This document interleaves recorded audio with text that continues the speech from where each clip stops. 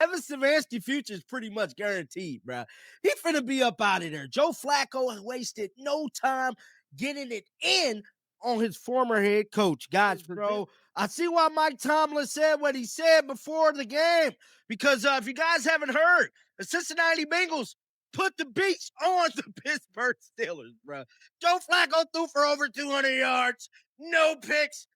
Man, Joe Flacco looked like he could be the MVP quarterback, bro. I ain't lying, bro. He looked like MVP caliber performance, dog. What Joe Flacco did, legendary. I ain't lying.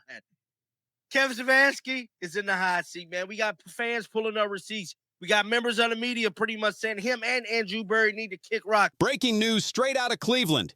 Joe Flacco, the NFL's comeback grandpa, just went off on Kevin Stefanski and the Browns coaching crew like never before. Patience?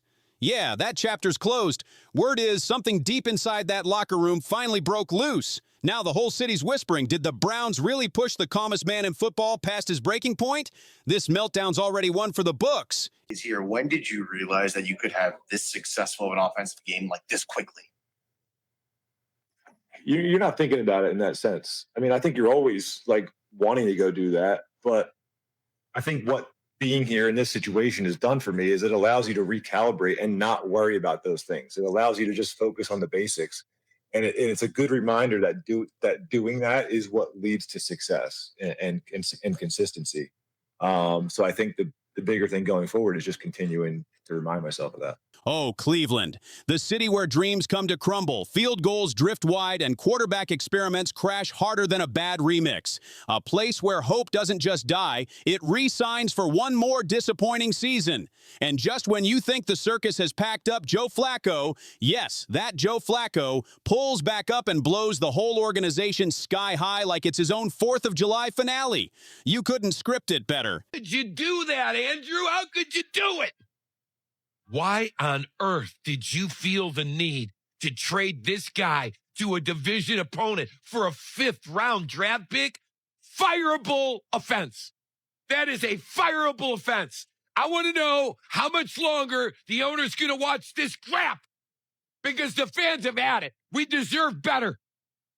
You're worried more about your stadium than you are your football team. That's the perception, Jimmy. The Browns spent years chasing a savior, dropping nearly $500 million on a quarterback who's still stuck loading like bad Wi-Fi. And just when they thought they'd moved on, the guy they traded away for pocket change storms back and makes their front office look like amateurs at a high school scrimmage.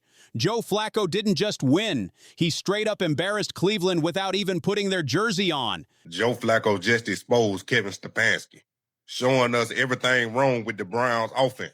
And after hearing this, it's clear Shedeur Sanders need to be traded. Joe Flacco just exposed Kevin Stefanski and the Cleveland Browns offense. Joe Flacco threw for 342 yards and 3 touchdowns on 47 attempts and 31 completions. Cleveland, did you get rid of Joe too? Cleveland, did you get rid of old Joe too soon? I don't know the best way to explain it, but it seems like every quarterback that leaves Cleveland, if they was in that horrible organization, then they left them, they on a different path to where they about to become a superstar again. In this case, Baker. He reminded the world that composure, brains, and experience still win games, concepts that Kevin Stefanski and Andrew Berry must have skipped in their fancy PowerPoint presentation. Joe Flacco looked like he'd stepped out of a football time machine, dropping over 200 yards with surgical precision, flawless pocket control, and the cool swagger of a man saying, "Remember me? I was elite before half these players had Wi-Fi."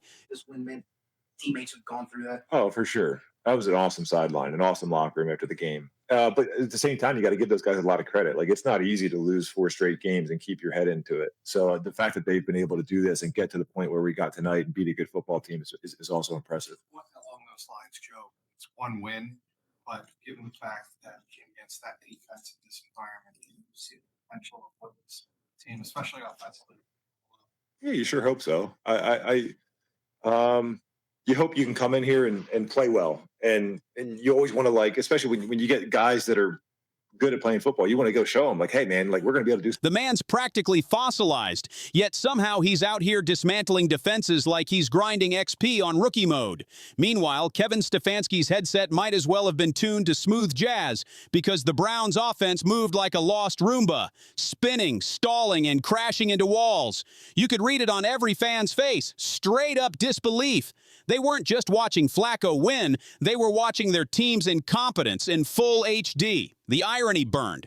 Flacco didn't even need to talk. He just stood there cool as ice, rocking that told you so dad energy while the house went up in flames.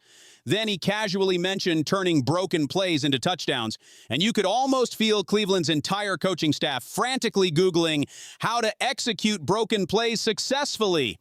Allow these people to do this. You have the worst offense in the league. Your GM screwed this quarterback thing up like I've never seen in my life. I've never seen anything like it. Kids that play Madden could have done a better job. Truly, that's not hyperbole. It's a joke. It's a joke. This franchise has become a joke. You could almost hear the ghosts of Browns quarterbacks past clapping in the shadows.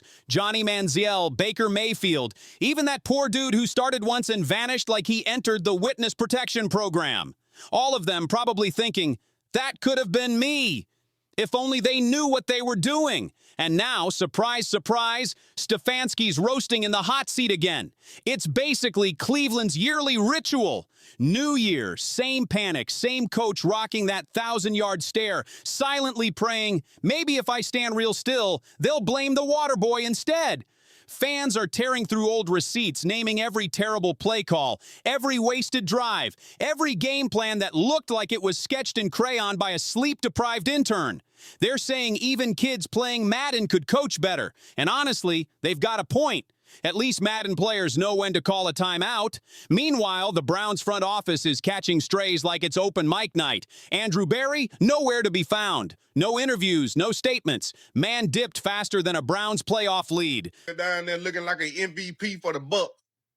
And Joe Flacco ain't even left Cleveland for a full 2 weeks.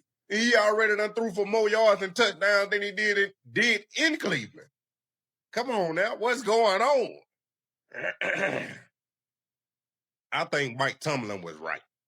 Maybe Andrew Berry's smarter than all of us.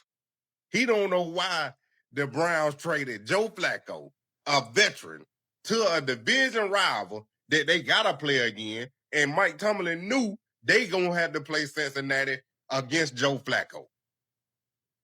But Joe still didn't know the plays, and he beat a Steelers team that demolished the Cleveland with Dillon Gabriel. The fans are staring at each other like, wait, did we really trade away the only quarterback who actually knew what he was doing?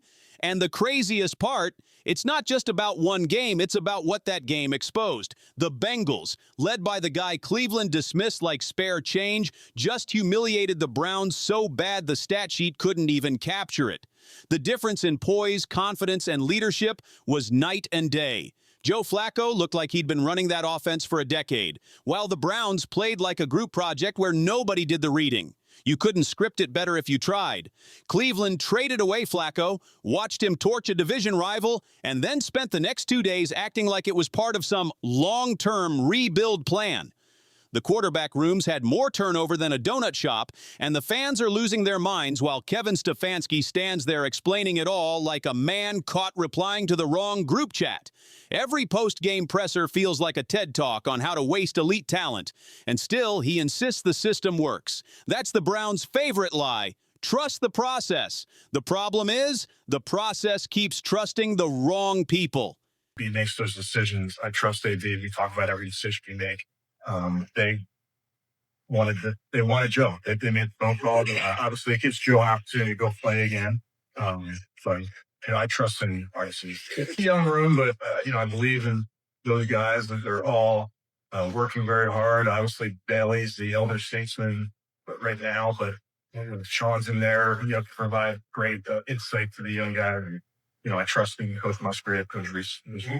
First, I'd say is the Joe trade took us by surprise. That was not something that we saw coming. They called us, and that's The fans are drained, man. They've watched this same Cleveland tragedy play on repeat. Same heartbreak, same memes, same press conferences that sound like fake apologies wrapped in false hope.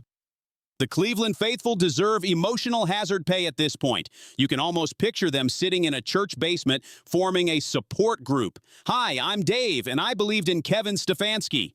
Because somehow, Cleveland always manages to blow itself up from the inside. This time, the explosion came courtesy of the man they said was finished, Joe Flacco. And while chaos burns behind him, Flacco's just out there vibing, turning busted plays into highlights, laughing about his coach's accent, and connecting with receivers like they've been running routes together since high school. That's real football. Meanwhile, the Browns are over there reinventing the wheel, but theirs is square, made of papier-mâché and falling apart fast. Now fans are turning their rage higher up the ladder, straight at Jimmy Haslam, the owner who collects head coaches like trading cards and somehow never learns the lesson. Blame Andrew Berry. How dare I just blame Kevin Stefanski? No, it's all there for you. Daryl, so what did you think watching last night's game? Well, I think it's certainly an indictment of the state of affairs with the Browns right now, because we had all assumed that Joe Flacco was washed up and he couldn't do it anymore. And then he goes out and does that on national television, beats the Pittsburgh Steelers. And we certainly now understand why Mike Tomlin was furious that Andrew Berry basically gave Joe Flacco to the Cincinnati Bengals. But the Browns organization looks like a bunch of stooges this morning, which they are. People are saying Jimmy Haslam cares more about expanding the stadium than actually building a team that can win. The franchise is getting roasted left and right, being called a joke, and honestly, that's sugarcoating it. Right now, Cleveland looks less like an NFL team and more like a busted circus. Broken rides, sad clowns, and a popcorn machine that keeps setting itself on fire. Every analyst on TV is asking the same question. How did this happen? How does a roster packed with talent keep tripping over its own shoelaces? And how is the guy they traded away the only one who looks like a real professional? The answer's easy. Bad leadership, plain and simple. Flacco's control of the game was effortless. You could see it in his eyes, calm, focused, and grinning, like a man who knew he was proving everyone wrong.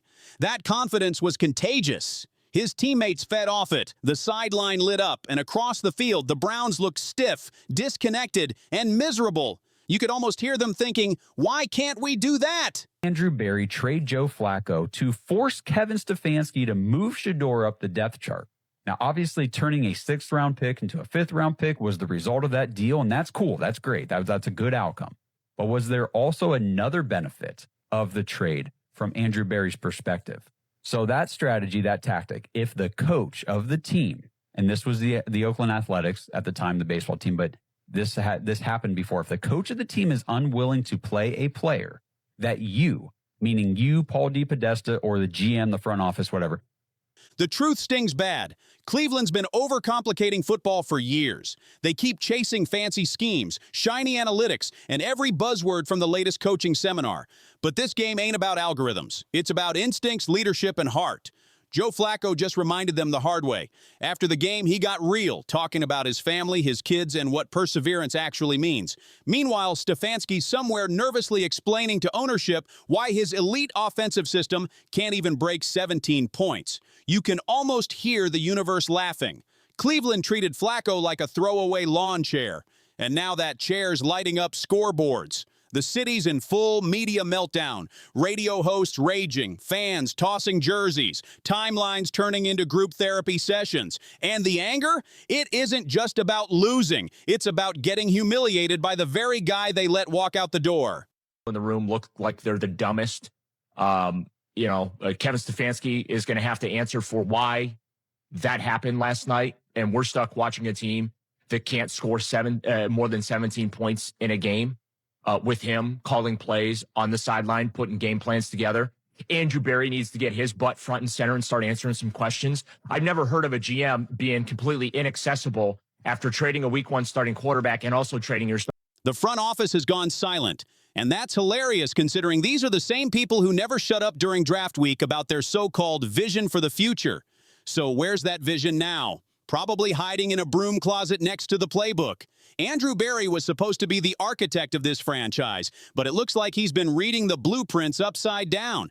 If he's not careful, his seat's about to get as hot as Stefanski's, because fans aren't dumb. They know the GM buys the groceries, and if the meal tastes awful, you don't just blame the chef. That's the new narrative brewing in Cleveland. If one goes, both go, 2-for-1 clearance sale in the coaching department. Somehow, one quarterback trade has spiraled into a full-blown franchise crisis. It's poetic justice. The team known for quarterback drama just got schooled by the very man they tossed aside without a second thought. The football gods clearly have jokes. No gimmicks, no analytics, just old school ball. Flacco even laughed afterward, saying half the plays were miscommunications, and those were the ones that worked. You can't write this stuff. Cleveland's running full practices and meetings while Flacco's out there freelancing like it's backyard football and still winning. Playing a player that you want the coach to play, then you simply trade away whoever he is playing, and you leave the coach with no choice but to play the player that you want. They did this in Oakland. Case in point in this situation with the Browns, Joe Flacco and Shedeur Sanders. So Dillon Gabriel had already been named the starter, obviously ahead of the Minnesota game in London last week. And if we go back, we remember that there have been reports that Dillon Gabriel in the draft was Kevin Stefanski's pick. He was a Kevin Stefanski. That was Kevin's guy. That's the kind of thing that keeps coaches staring at the ceiling all night. And deep down, the locker room feels it too, because players aren't clueless. They know when something's broken. You can see it in their eyes. You can feel it in the air. Who's prepared and who's just pretending? Right now, Cleveland's locker room feels like a ticking time bomb. And when that trust in the coaching staff starts cracking, everything starts to collapse.